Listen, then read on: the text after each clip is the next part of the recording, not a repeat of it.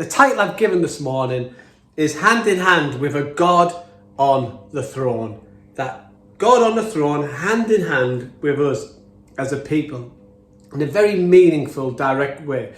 So before we start working our way through the Psalm, verse by verse, if you ever look at the Psalms, you'll see that some of them are written, or most of them actually, are written by King David. But there are a number of other Psalms that are expected to have been written by some other people. And this would fall into one of them, Psalm 47. It forms into a number of Psalms that are written by a group that are called the Sons of Korah. So right at the beginning, as we begin to see this Psalm, we see these words written. For the director of music of the Sons of Korah, a Psalm. Now, a number of people, Spurgeon being one of them, may argue that this Psalm is actually written by David, but that's not the point that I want to draw our attention to about this, because I think what's important to see is that the Sons of Korah are right in the centre of things. And that's helpful to know when you know that the Sons of Korah are related back to Moses' cousin, Korah, who in Numbers 16, we see a story unfold. And in that story, Korah and a number of other people conspire to bring down the leadership of Aaron and Moses over the people of God at that time, and are really causing a bit of unrest within the community, to the point that Moses comes before Korah and challenges him to say, tomorrow morning, you and your friends meet with me outside the tabernacle, and we will see who God decides is the right person for this situation.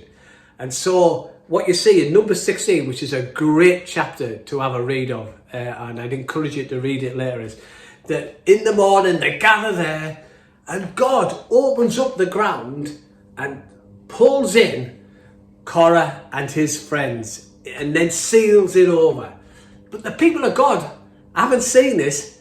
Some of them are still complaining, still mourning, and in the next 24 hours, up to 15,000 people lose their life until Moses intercedes to God to stop this judgment on the people of God. So, fast track to this particular psalm written by the Sons of Korah.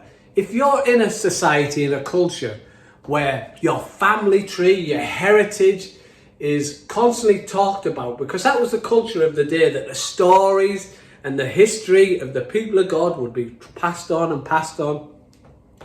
Your family is one that is, shall we say, talked about in the context of a time and place that you think, actually I could do without people knowing about that.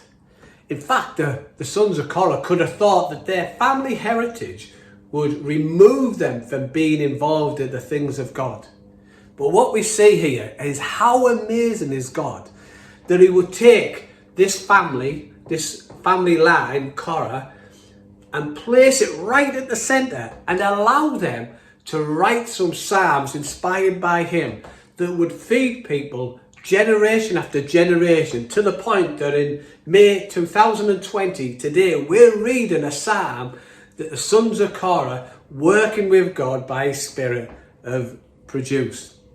And what I take from that, and I believe it's for some people listening this morning, is you look back at your family legacy. It may be how you grew up, the people that were in your life at that time. It might be even some of the choices you have made, and you somehow feel, how could God use me? How could God take somebody who's come from such a messy, bad background? Why would he want to use me?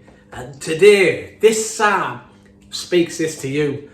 No matter what you've been through, no matter what your family background is, no matter what life choices you have made, if you press into God, you can find yourself right at the centre of the purposes of God. He will use you to shape lives and generations like he has with the Sons of Korah. So as we read this psalm, you could be someone like them whose life has been so changed that you now find yourself being invited to be at the centre of the purposes of God. Do not exclude yourself. Do not use the excuse, my family was like this, or I have done this in the past. And if you're not a Christian today, you don't be excluded from the purposes of God. Your choices can be today removed away from you so that you can choose to follow Jesus and be placed right at the center of the purposes of God. How great is that? I think that's awesome. I think that's one of the great things about the Christian message is your past does not exclude you from your future and your present. What a message that is to take hold of in this day and age. So we're going to begin our journey through the Psalm 47, verse 1. It says this: clap your hands, all you nations, shout to God with the cries of joy. As people, there is something in us that intrinsically wants to express thankfulness, appreciation, joy. You just have to look on a Thursday night, don't you? Right across the UK, people coming out of the house at 8 o'clock in the morning, cheering and clapping NHS and key workers. In fact, my daughter, opposite her, there's a gentleman comes out with a trumpet, and I'm not saying he's good at it, but he makes a bit of a noise with it. My sister, she lives in Spain, and obviously Spain entered this lockdown period way before we did. And before it happened here, I saw she would send me videos of all the people in Spain coming on the streets at a certain time to cheer and celebrate the health workers in that nation. There is something about us that wants to show our appreciation. And so we can clap. Culturally, clapping is one thing. Shouts of cries of joy is another. Bob Keir, who many of you know, was a proper, wonderful, awesome man of God, invested in my life over the years, from when I was a snotty-nosed young lad who thought I knew everything, and he helped me understand that God knows everything. I've just got to start understanding God. And Bob would come to these things that we would be a part of, called Life in the Spirit seminars in the 80s. And I remember being at one, and he talked at this Life in the Spirit seminar, and it was predominantly Catholic people in the room. And he said, you know, sometimes people say, I'm more reserved. When I'm with God, I'm very controlled. And he said, but I think that's a load of rubbish. I look at men, he says, when you go to a football match, you're not reserved, you're exuberant, you're passionate. When it's football, 33,000 people can get passionate. And therefore, when we're looking at this passage, you think, okay, so the psalmist says, clap your hands, shout for joy. Why? It's not complicated. You don't need a theological degree to understand this. You don't need an immense brain power to grasp why we should shout for joy, why we should clap our hands. Because the psalmist, the guy writing this psalm, tells us, he says it's this, verse 2, for the Lord Most High is awesome, the great King over all the earth. It's that simple. God is awesome and he's King over all the earth. That requires clapping, shouts for joy. Think about this. Nowhere on planet Earth is there a place where he is not king. North Korea, he is king. Australia, Philippines, he is king. Iran, the UK, he is king. In your neighborhood, in your family, in your workplace, he is king. How amazing is that? How amazing is that? When we grasp that, that builds confidence in us as people. This gives us hope. This shines a light where darkness is residing in our lives. God is awesome and he is King of all the earth. That is fantastic. Why would we not want to clap? Why would we not want to shout songs of joy? I tell you, it's absolutely wonderful. This is good news for everyone. In verse 3, he says this, the writer, he subdued nations under us, peoples under our feet. So in his mind, he's writing to the people of God at the time, and he says this, he has subdued nations under us. Throughout the history of the people of God, God has continually brought victory out of the jaws of defeat. Situation after situation you read in the Old Testament where it looked like defeat. The people of God, men of God, women of God were pushed against the wall and God intervened and brought victory. And the good news is he is still doing that. It's not a thing of the past. That God is our God and he is still bringing victory to people in the jaws of defeat. Things that seem impossible, he makes possible. In 1993, I was working for a company called ICI, a chemical company on Teesside, employed 20 to 30,000 people and I run a thing called the Adult Development Scheme. Now I worked for them. This was a company that if you got working for them, you didn't want to leave. Great pension, everything about them was very paternal. It was just a great place to work. And I went along to a festival called Spring Harvest with Anne. And this happened 5 weeks after we'd moved house and give birth to our third child, Jacob. So it's at the beginning of the year. We've got 3 children. One of them is literally 7 or 8 weeks old. We've just been living in our new house 7 or 8 weeks because we moved the week that Jacob was born. And I'm at a conference with Anne. And I go to this meeting. And on my way into the meeting, I know that God's going to ask me to do something that is very, very difficult. And I know I've got to do it. But I don't know what it is. So I go to this meeting. A Bible teacher called Clive Calver was preaching out of the Bible, talking about Elijah and Elisha. And basically, this is what God was saying to me. Terry, you need to leave your job and go to Bible college. And my heart was pounding. At the end of the meeting, I responded, received prayer, and then I'm going back to the accommodation where Anne was, full of faith, walk into the chalet, tell Anne, who's feeding our newborn babe, hey, God's told me to leave my job and go to Bible college. Shall we say her revelation wasn't as sharp as mine, right? And that's not a criticism of her. That's just a naivety of me to walk in and blah, blah, blah. All that. Anyhow, move forward 8 weeks. 8 weeks later, I'm in the control room at work. Our manager walks up to me and says, Terry, we're doing the Adult Development Scheme. Would you be interested? Now, normally speaking, people might take 6 weeks off to learn sign language or something like that. And it was a God thing. I just turned around and said, I'd like to go to Bible college in Scotland with my family for 9 months. And my manager looked at me and says, something you're interested in? Training, qualification, fill in the form.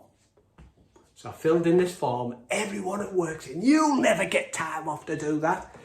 And went to an interview, sat down with 5, 6 people, laughing and joking, nothing intense. Come out of it. 2 weeks later, I'm at home with Anne, the phone rings. It's my boss's boss's boss. Hello, Terry. Oh, hiya. Can I just say you've been successful? You're going to Bible college. And this is what happened for me. I went to Bible college for 9 months.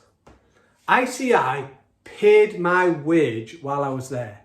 Not only that, they paid me shift allowance. Not only that, they paid me condition money. Not only that, they give me bonuses. Not only that, they kept my job open and give me £2,000 towards the fees. God took what seemed impossible and brought victory for me and made that possible. That is a story that sits in my rucksack of faith and hope. Along with every story and every bit of historical event I read in the Old Testament where God brought victory to the people of God, that's in my rucksack of faith and hope. Every story I read in church history where I read about Martin Luther, Charles Wesley, John Wesley, William Carey, Spurgeon, William Booth, Amy Carmichael, the Jeffrey Brothers, Barney Coombs, Jackie Pullinger, Mother Teresa, all their stories of faith and hope are in my rucksack of faith and hope. So when I'm facing a challenge, I can put my hand into there, pull out, figuratively speaking, a story of faith and hope and say, God, as you did with Jackie Pullinger, do in this situation, as you did with me in Bible college, do it again, Lord, wherever. And that is why there is a power in sharing stories, testimonies of what God has done in your life, my life, sharing them out, because it is all our God. And all those things rest in our rucksack of faith and hope. And today, if you're not a Christian, you can have that picturesque of a rucksack of faith and hope on your back. And once you say yes to Jesus, that rucksack is full of stories of amazing things that your God has done for other people and wants to do for you. Did you know today that you have a rucksack filled with faith and hope? This is why we should read the Old Testament, story after story of God moving and rescuing and delivering people. Do you know that you too can have that rucksack? I want to encourage you to consider these things if you're not a Christian. Can you give yourself to this God that's filled history full of stories of faith and hope? But also, if you're a believer, you need to know, you need to start drawing on these stories. You need to do that. Revelation chapter 12 verse 11 says this: they triumphed over him, meaning Satan, the devil, by the blood of the Lamb and the word of their testimony, or their stories. Okay? So on the cross, Jesus, by the shedding of his blood, conquered Satan. And we overcome our situations by drawing on the stories of how God is moving in our lives and in our families' lives and our friends' lives and throughout history. These testimonies of God moving build faith so that we overcome the trials and tribulations we face daily. It does not always mean you don't experience a painful pathway. So, as many of you will know, recently my father passed away. And during lockdown, I've had 4 weeks to sit with him 24/7 as he's journeyed towards death. Now, that has been a beautiful and painful time together.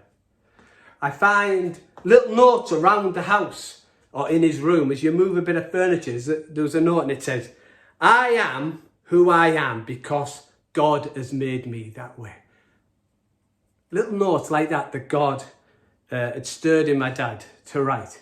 And the Christian festival of Easter focuses on the victory that Jesus won over death. So this victory is also my dad's victory. It's in my rucksack.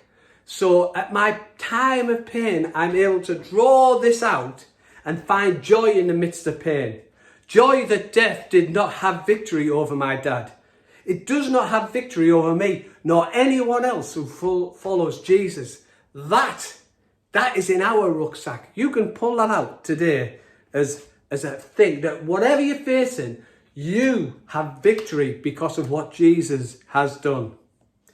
Verse 4, he says, he chose our inheritance for us, the pride of Jacob, whom he loved.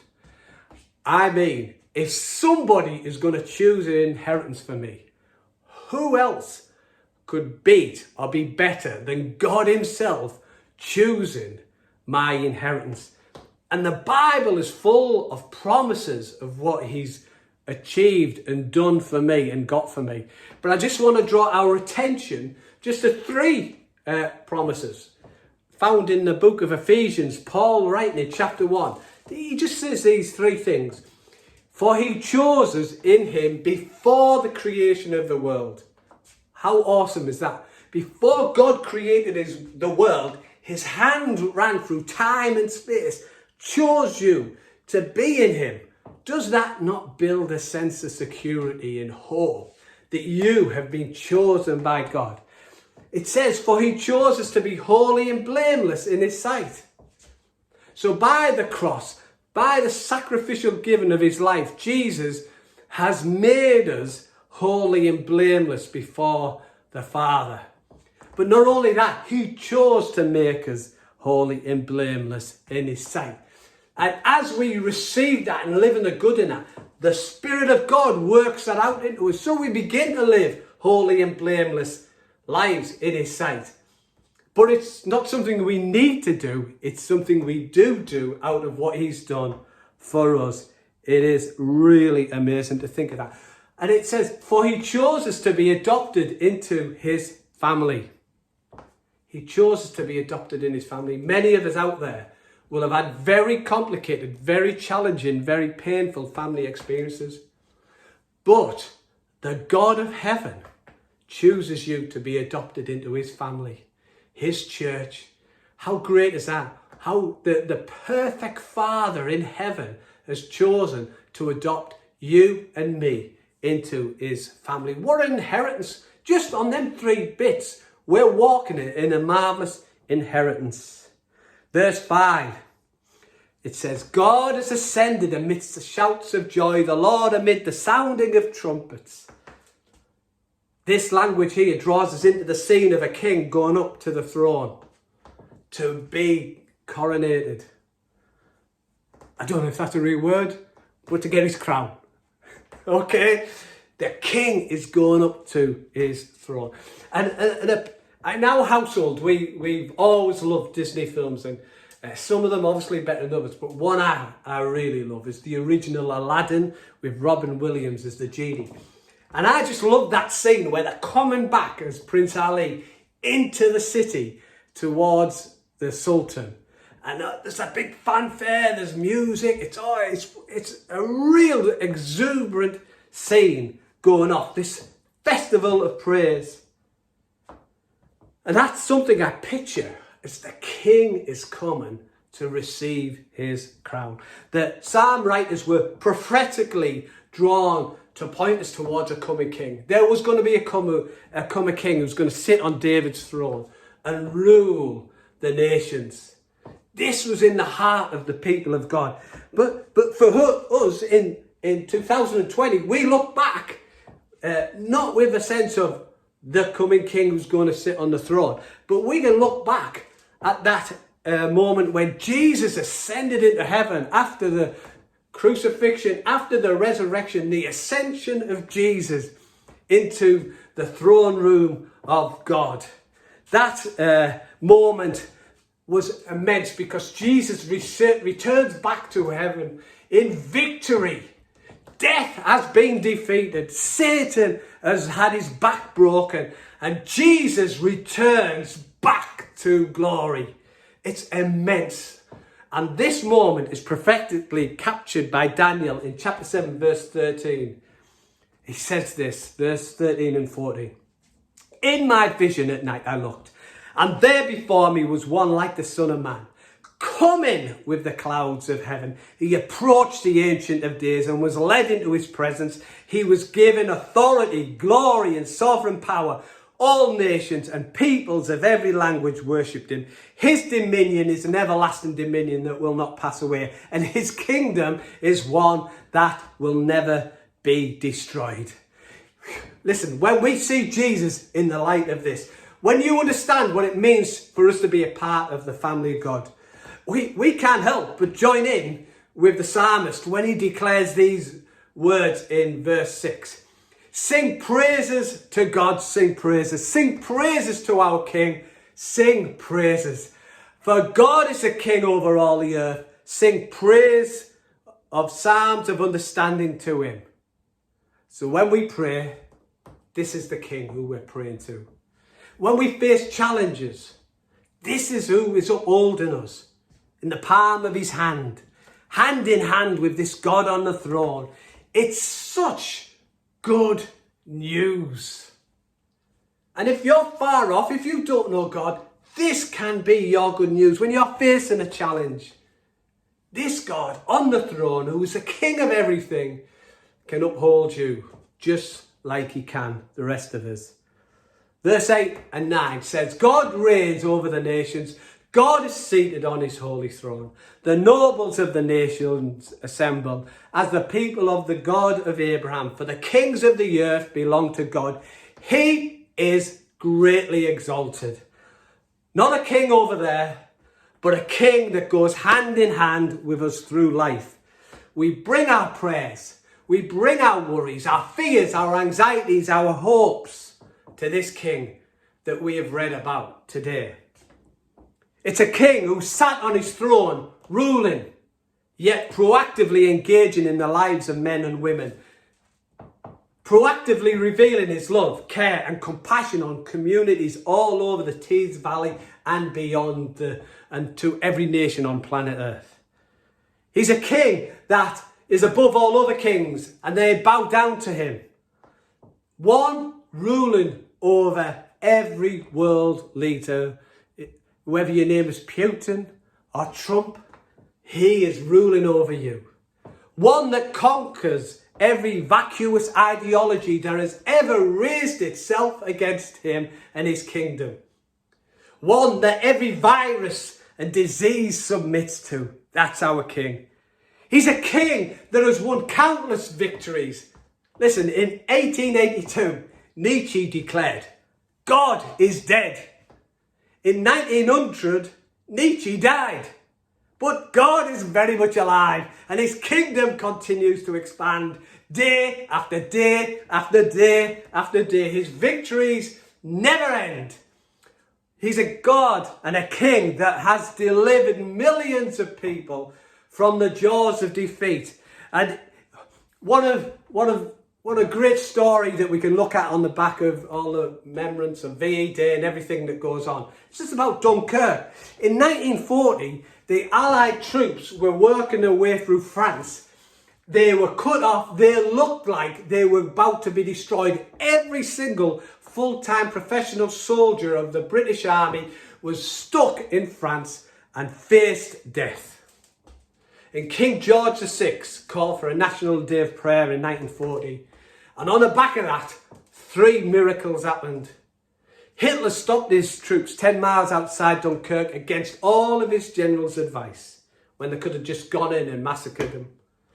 On the 28th of May, 2 days after the prayer, an unprecedented storm broke out over Flanders, grounding every one of the Nazi air force, which allowed 300 Allied troops to find themselves to the beach at Dunkirk without any aerial attack.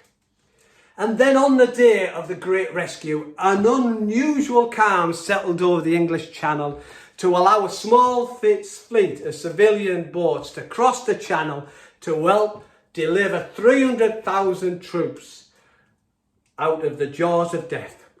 Such was this miraculous intervention, seen as the hand of God in this nation, that a National Day of Thanksgiving was given on June the 9th, 1940. The Daily Telegraph wrote this: "The prayers of the nation were answered." Well, who were they answered by? Jesus, the God, the King over all the world. That's who answered the prayers. So remember today, be like the sons of Korah.